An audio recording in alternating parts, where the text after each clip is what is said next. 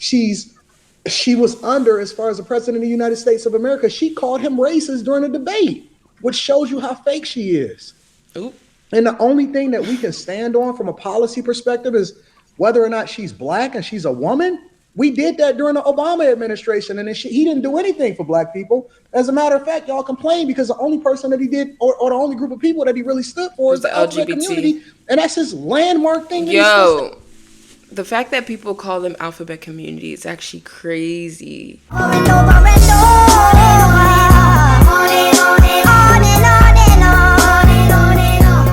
If y'all have been living under a rock, there has been a lot of Zoom calls in support of Kamala Harris and her run for president this upcoming general election. There has been white men for Harris, Karens for Harris, white women for Harris, black women for Harris, black men for Harris. Honestly, everything at this point, I'm like, oh. So there is one call that was hosted by this man named Antoine Daniels. It's called Black Women Admit I'm voting for Kamala Harris just because she is black.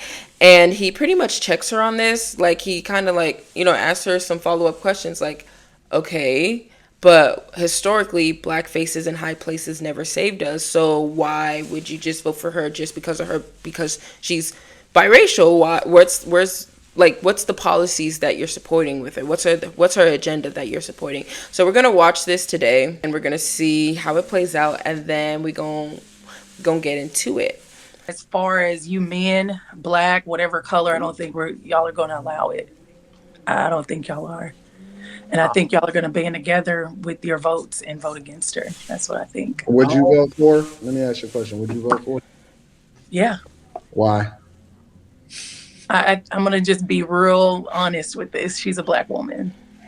Yeah. That's embarrassing. They skin folk, not Kim folk. I think it goes back to what somebody was saying, where it's not voting for someone, but majority will vote for somebody else just wait. Hold on. Let me line this out. I think majority only because she a black woman. Yeah. Let's put Sex Array in the office. She's not black, friend. She's not black. Red is Wait. Let's just say it don't matter. Isn't she half black? Well, listen. Whether she half black, vote for her. Hold on. Let's have this conversation. Whether she's half black, or she's half of two of the most prosecuted. It doesn't even matter. None of that matters. Matters. Why only because of that? We're not finna do like the percentage rule or whatever. Like whether she's black, whether she's biracial, whatever the case may be. Some people say that she only claimed her blackness whenever it was at her convenience. Aside from the technical point, the main issue is, why are you only voting for her because of the color of her skin? Like, come on, Paige. Office. Oh, shit. Why? I want to give us a shot. I mean, how many presidents have we had that were all men? Like, let's. All right, vote for Hillary. Hey, listen, Paige. Y'all seen what single women did to the black man? Like, please. Hold on. Y'all seen how y'all messed up the head of the household? Y'all want to mess up the head of the country? I think I disagree with talks with what's his name? Tuckey? I don't know. I disagree with him on that. I don't think black women messed up the household. I think the men did, if we're being honest. As men, you're supposed to lead, you're supposed to protect, and you're supposed to provide. And you're supposed to provide a level of comfortability or space where women can be comfortable in their feminine energy, to be honest, and want to be that nurturer for you. And I just think black men, I'm not even going to say black men, I just think men, I'm going to say men in general, I think it's easy for them. I believe it's easy for them to point their fingers at women because it takes away from them having self accountability. But when we get like nitty gritty, I put the blame on men, to be honest, me personally. Let's be honest. I ain't gonna say all single mothers, but let's be honest now. We got a prison full of that is so incorrect. You said but they're single mothers did what to the household? They messed it up. They're not having babies on their own. Choice. They said you want welfare or you want the husband to be around. The women said, "Well, it sounds fair to me," and they took the deal. And ever since then, it's been messed up out here. Can we not agree to that? He just took something, took it way out of context. took it way out of context. Like, that is another conversation, but I disagree with him on that. I disagree with him on that to a certain extent when it came to, let's just play and then we're gonna further discuss, because broken, bro. Honestly, like on everything, on my father's grave, I am so broken right now, man. Why? Do you not see how that's a bad idea? Elaborate. Okay, so we're in 3 proxy wars literally with some of the most powerful leaders in the world. She failed at the border, in which we have an estimation of 15 to 20 million people illegally into this country. That is literally overtaking and bankrupting Chicago to the tune of over $400 million per year, and they are in a deficit. Oakland is going out of business. San Francisco ditto. California, $65 billion deficit. New York, they're literally cutting trash, in which they are the rattiest, dirtiest city, and they've taken up resources as far as free healthcare, free hotels to the tune of $600 a day. They're literally taking over your schools. He's talking. Your taxpayer dollars are going to fund the migrant crisis. She was supposed to be in charge of this. We have a failing economy. Every single day I see people getting on the internet talking about $30 an hour is the new minimum wage, because inflation is fucking out of control. At one point, it was at almost 10%, depending on what city that you in. She has no policy, no record to stand on. One of the biggest things that she did in her career was lock up more black men than ever before. But we sitting here and vote her in office on identity politics. The locking up part, that's been fact checked. So I think what Tulsi Gabbard did was over exaggerate the number of men that she locked up, specifically black men, but that's been fact checked. But everything else that he's saying, he didn't lie. Like, he's making sense. He's making sense. I think we as a community, we have to honestly get to the point where we put a standard behind our vote. We have to have standards behind our vote. Like, just voting for someone because they have melanated skin, and then we wonder why things never get done. Like, be for real.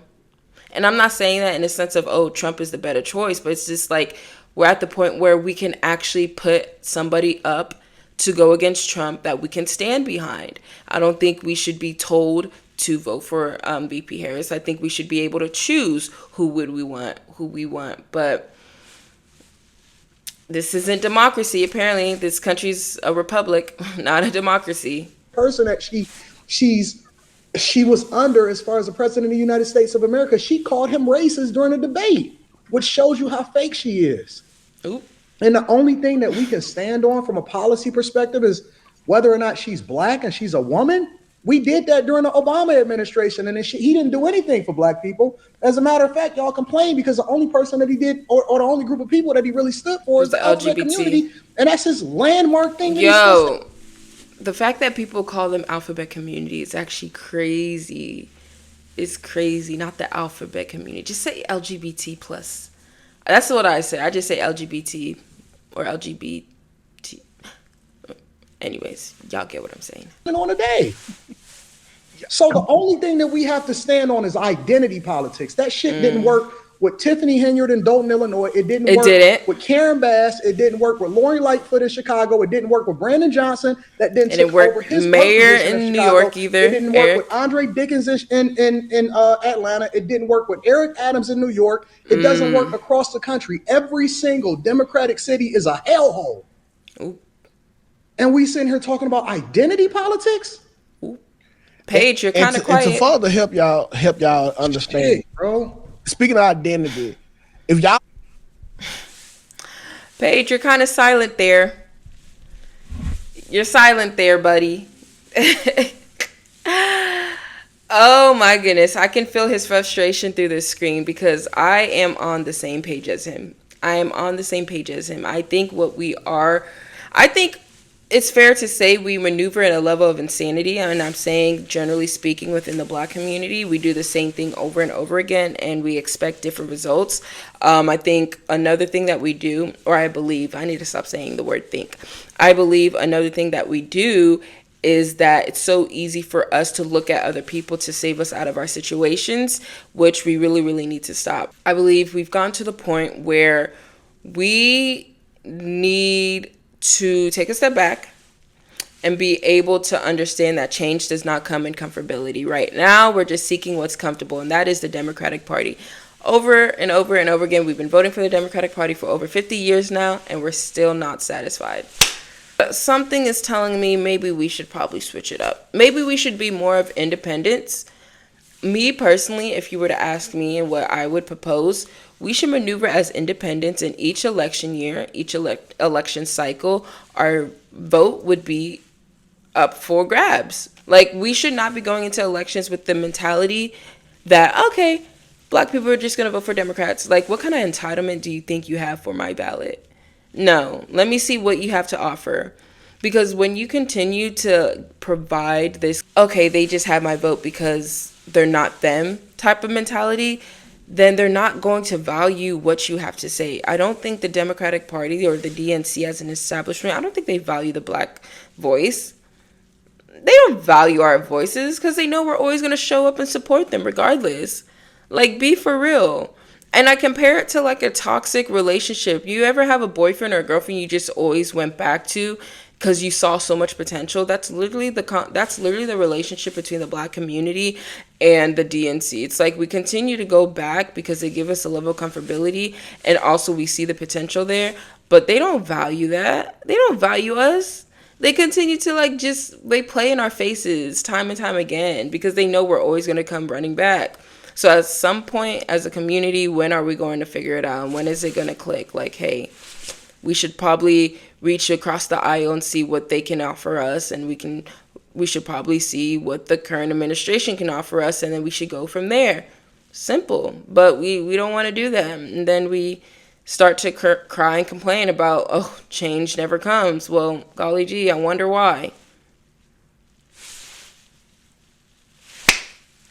It may not be what you want to hear, but sometimes somebody has to say it. But let me know your thoughts on the comments down below. Be sure to like, comment, and subscribe. Turn on post notifications so you're notified whenever I post a new video. Follow me on my social media. I love y'all all. God bless y'all. Stay safe out there. This is Uruak, connecting people with policy. Toodles.